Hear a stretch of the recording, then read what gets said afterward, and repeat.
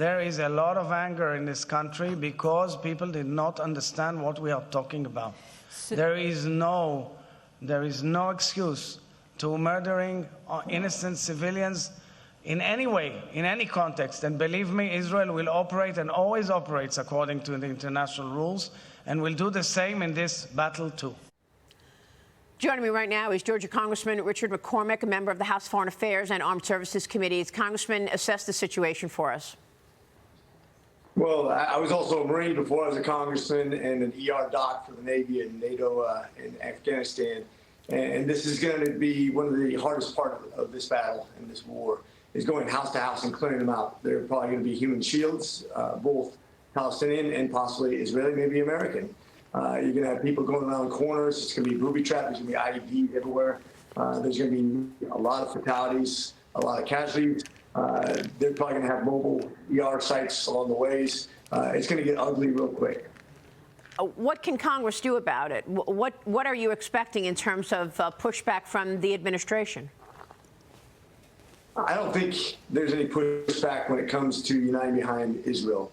Both sides of the House, the presidency, the Senate, everybody's behind Israel. We want to support them in any way we can to give them the munitions and the armor, anything else they need to succeed in their mission against basically an evil force that we all recognize, especially with what they've done. There's no way to excuse that sort of behavior. So is that the priority then for the House, coming up with an emergency aid package for Israel right now?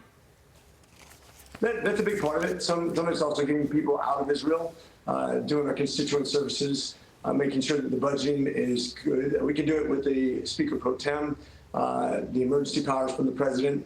There'll be many ways we can help. Yeah. Making sure that we try to help with the negotiations for possible hostages, maybe involving a third party, maybe Qatar or some other nation that's more moderate, that's respectful of both sides. So we'll see how that plays out, but we're doing everything we possibly can. Yeah, and yet the Biden administration claims there's no specific evidence linking Iran to the terrorist attack on Israel. President Biden still delivered his first direct warning to Tehran yesterday since the start of the war, but still will not indicate a direct link. Watch this.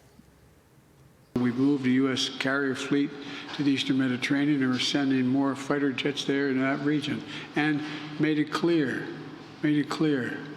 to the Iranians, be careful. What do you think he means by that? Well, he's trying to keep them from getting overly involved directly, overtly, if you will, but they're complicit. I think it's embarrassing that we just gave them $6 billion. The fact that they supplied all the arms and munitions indirectly or directly to those people who are evil. Iran is probably the worst government in the world in sponsoring terror. Yeah. So there's no way to avoid that complicity. Embarrassing? I think it's more than embarrassing. Tiana, jump in here. So obviously, House Republicans are not exactly in the best timing to not have a House Speaker. The caucus overwhelmingly backing Steve Scalise as their nominee to replace Kevin McCarthy as Speaker. But my question is this: given the urgency of these aid packages, Hakeem Jeffries has made one of the conditions of letting Democrats in his caucus vote for Scalise the idea that the Speaker would then be forced to bring Democratic bills to the floor even if they don't support it. Do you think that Scalise will be forced to take up Jeffries on this offer, or will eventually the Republican caucus be able to get in line to push him over the finish line to that 218? So that's a really good question. There's been, last night I saw it, probably half a dozen members on their phone in stressful conversations over exactly that. Trying to figure out where they line up, where they fall out, determining the future of the Republican Party really in the House and where we go from here. I'm sure there's going to be a lot of talks. I don't know any talks between the Democrats and Scalise at all, but I do know inside the Republican Party there's still contention, and that's going to play itself out. There are still people supporting Jim Jordan. Will Steve Scalise be the next Speaker of the House? Since you're speaking about something that's never happened before, nobody here has ever been alive during this. There's no template for this. It's very difficult. Anybody who's trying to predict this isn't being realistic. It's very difficult. It reminds me of maybe the elections with Lincoln or Garfield, where it was just sheer pandemonium until it worked itself out. We don't know how long it's going to take.